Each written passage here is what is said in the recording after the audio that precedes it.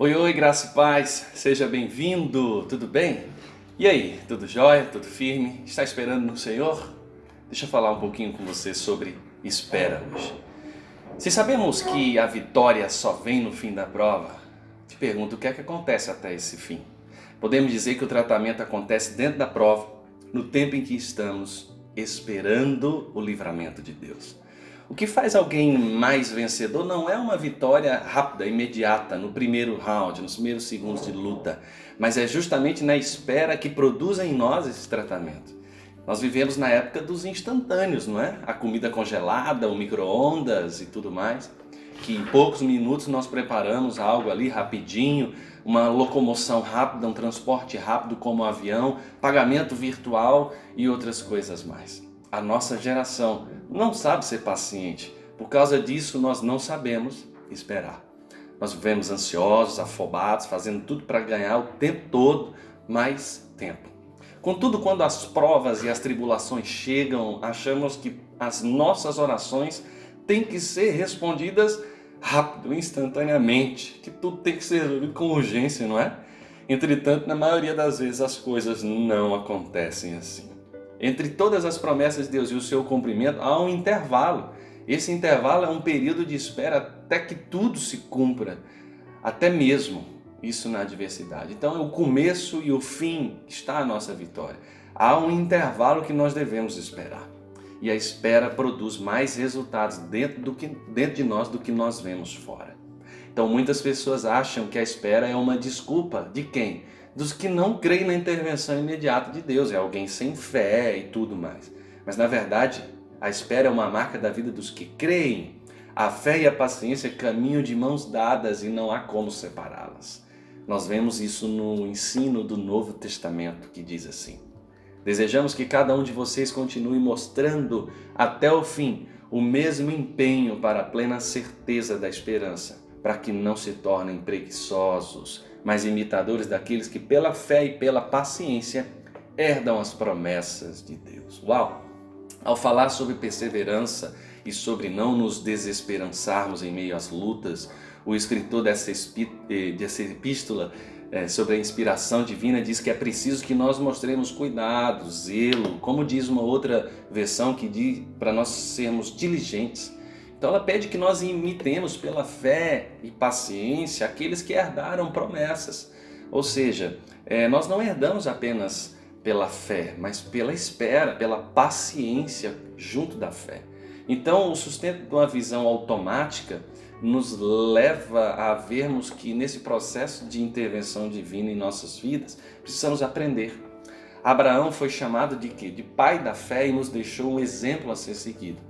Nós vemos isso na carta de Paulo aos Romanos, no capítulo 4, quando após chamá-lo de pai da fé, né, o autor diz que devemos seguir as pisadas da fé de Abraão. Em Hebreus ele novamente é apresentado como exemplo. E assim, depois de esperar com paciência, obteve Abraão a promessa. Ou seja, quando Deus fez, querido, a promessa a Abraão de dar-lhe um filho, ele tinha 75 anos de idade. Está lá em Gênesis. Mas quando a promessa se cumpriu, ele já estava com 100 anos de idade. O que faz a gente perceber que houve uma espera de 75 a 100, 25 anos.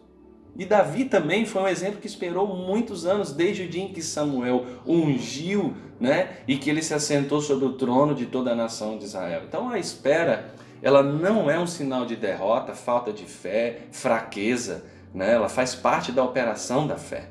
É o período em que Deus trabalha mais dentro do que fora. Então a espera, ela amadurece para que nós possamos receber o que o Senhor tem de fato para nós. Então o fato de não passarmos pelo período de espera significa que não estamos prontos para a herança. O filho pródigo que diga para nós, hein? Ele não quis esperar a hora certa de receber a herança. E quando ele se antecipa a esse momento, ele demonstrou que ainda não estava pronto, ele não estava preparado para o direito que ele tinha. E justamente por não estar preparado, ele acabou perdendo tudo: o dinheiro, o tempo fora de casa, a sua moral, a sua dignidade, até mesmo a do pai. Então, verdadeiramente, nós temos uma herança em Deus. Temos direito a todas as coisas que o Pai nos prometeu. Amém? Mas não encontramos em lugar algum da Bíblia qualquer alusão à posse instantânea dessas coisas.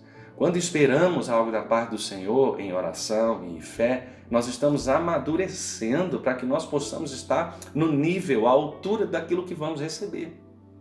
Então eu particularmente não aprecio muitas semanas de campanhas promovidas por muita comunidade que prega a intervenção de Deus só no fim delas. Ou seja, há momentos que Deus toca a pessoa na primeira oração que ela recebe. Mas e se isso não acontecer? Nós também precisaremos ensinar que essa pessoa precisa esperar no Senhor para que ela receba. Então não interessa se demorará 1 mês, 5 anos. Nós temos que entender que o processo de espera e perseverança faz parte. Então, para a maioria das comunidades, o máximo que deve esperar são as semanas da campanha. Mas e se acaba a campanha e não recebeu? Não é? Fica por isso mesmo. Então, a grande verdade é que algumas campanhas elas exploram a credibilidade das pessoas e amarram essas pessoas em reuniões por mais tempo, forçando elas a permanecerem na igreja e ficam de campanha em campanha. Não é? Nós não podemos deixar de desafiar as pessoas. Isso é bênção, a crerem em milagre, a intervenção do Senhor, que isso pode ser instantâneo, pode ser imediato, contudo nós também não podemos dar garantia nenhuma de que isso sempre vai ser assim, rápido. Haverá momentos de espera, né? E Deus não agirá apenas em cima de circunstâncias aqui fora, mas principalmente nos valores aqui dentro. Por isso que Moisés ele é um exemplo, me vem aqui na memória, de 40 anos. Eu tenho aprendido muito com Moisés com relação ao assunto de espera. O cara viveu 120 anos dividido em 3 períodos de 40 anos. No primeiro período, né, ele levou 40 anos para achar que podia fazer a obra de Deus. O seu engano foi justamente se apoiar na cultura, no conhecimento que ele teve, a educação que recebeu no palácio do faraó. E no final desse tempo ele tenta fazer a obra de Deus com a sua força, com a sua capacidade, e Moisés fracassa, o que leva ele a fugir do Egito. No segundo período, né, depois dos 40 anos no deserto, ele vai passar aí os 40 todo dentro do deserto, e a conclusão é que ele não poderia fazer a obra do Senhor. Ele inverte, antes ele podia, agora ele não pode. Até mesmo quando o anjo do Senhor aparece para ele na sarça e chama ele, comissiona ele, ele ficou se desculpando, alegando não ser a pessoa ideal para o papel.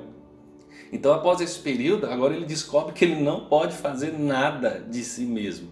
Foi só aí então que o Senhor enviou Moisés como libertador, e os últimos 40 da sua vida, dos 80 aos 120, de fato foram gastos no ministério, mas só no terceiro período. Então o ministério desse porte não se forma da noite para o dia, do dia para a noite, em alguns anos de seminário. É tempo, querido, para que ocorra toda essa capacitação interior. Então é preciso esperarmos, né? E é nessa espera que Deus trabalha em nós, no nosso caráter. Então a gente precisa aprender a esperar nele. É por isso que Davi declara assim, acompanhe comigo: esperei com paciência pelo Senhor, e ele se inclinou para mim e me ouviu quando clamei por socorro. Então, para grande parte do povo de Deus, essa não é uma mensagem gostosa, né? Mas é bíblica. E também é um remédio para muitos que estão em crise. Querido, não pare de crer que Deus pode e Ele quer fazer na sua vida. Se nada acontecer imediatamente quando você ora, continue perseverando ao Senhor. Creia que Ele agirá a seu favor, espere nele até que você receba a sua resposta, e quando tudo terminar, você vai ver que não somente venceu a tribulação, mas você também se tornou mais que vencedor. Você recebe o tratamento e a operação de Deus, e ao fim do período de espera, você descobre que enquanto você aguardava em Deus, Ele não apenas agiu aqui fora, mas Ele também fez com que você alcançasse, principalmente, mais maturidade. Então, aconteça o que acontecer, por favor, saiba que Deus é soberano sobre tudo, sobre todas as coisas, a ponto de fazer que você seja beneficiado em qualquer situação, é para o seu bem. E que se você não tirar os olhos dele, nada poderá afastá-lo do seu amor e cuidado. Então, nós precisamos aprender a esperar, pois a espera produzirá frutos preciosos, mas se nós aceitarmos. Olha o que diz a Bíblia: porque estou bem certo de que nem a morte, nem a vida, nem os anjos, nem principados, nem as coisas do presente, nem as do porvir, nem os poderes, nem a altura, nem a profundidade, nem qualquer outra criatura poderá nos separar do amor de Deus que está em Cristo Jesus, nosso Senhor. Essa palavra é para você que está esperando. Todos nós estamos esperando alguma coisa. Isso é fato, isso é verdade, queridos. Mas nós precisamos entender que a espera é algo que Deus aproveita para fazer coisas muito maiores, além do que pensamos, além do que esperamos. Quando eu tento acelerar, é o famoso apressado come cru. Nós não podemos achar que toda oração será respondida na hora. E se Deus quiser tratar você no tempo de espera? Por favor, permita isso. Ai, pastor, não é agradável ouvir que Deus quer me tratar no período. Mas e se o que Ele quer te dar é maior, então?